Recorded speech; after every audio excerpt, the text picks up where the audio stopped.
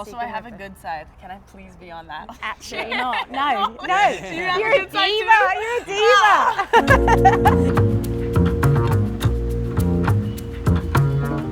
It's great to be back in Dubai. We all love the sevens in the sun, but we're not actually here to talk about the rugby on the field and what you're going to bring. It's more about what's next after rugby. And you've got Scurfield Athletics. Can you tell us a bit about that? Right now, the business is centralized around building up that next generation of athletes and giving them the ability to have training programs to support their athletic career, whether it's in rugby or hockey or soccer or whatever sports that they're kind of into right now, and just giving them the ability to train and kind of just set them up for as much success as possible for whatever goals they kind of have in their future. I think that's very important for kind of that next generation of athletes, that life after rugby is something that is very much a big transition and sometimes very scary, and I think a lot of the times people don't really acknowledge it, and they don't want to think about it because they don't want it to end. And I think like you bring up a really good point there. It's like raising that awareness. We want players to not think of ending rugby and then,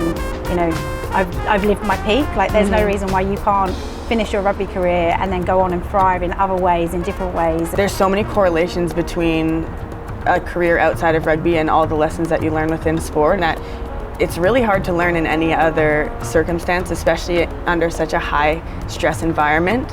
I think so many athletes can excel in so many different careers, and you physically push your body to like beyond imaginable things, you know, like you have the experience, you have everything you need, you just need to now direct it to some other thing that you're also passionate about. Would you say that there's lessons, maybe one particular lesson like from the pitch, that you can take into your business world as well?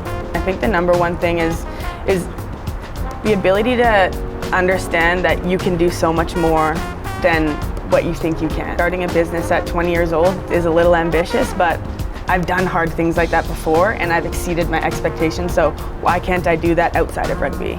And like, why am I putting myself in this bubble that I can't do all these incredible things that I've wanted to do?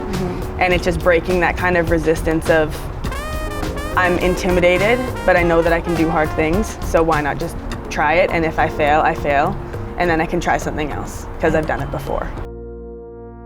So it's a great moment at the moment for the Global Rugby Players Foundation, having just partnered with HSBC, and you know they're a business that have been invested in rugby right from grassroots to players during their career, and now part of supporting players around finance and understanding your finances. In your early stages, did anybody talk to you about money, help you understand money? Yeah, I mean it's definitely been a gradual learn. When I started playing with the national team, I was also a student, and living in a very expensive part of Canada, it was definitely an eye-opener as to how kind of money works and how I wanted to navigate my life. I think it's something that people are kind of scared to talk about and maybe feel like it's not something that they can talk about. Honestly, it's kind of shocking to me sometimes how little people look into money and how it works, and I think it's honestly just so important because it is the world. It's how the world works. It's how everything works, and I think it just needs to be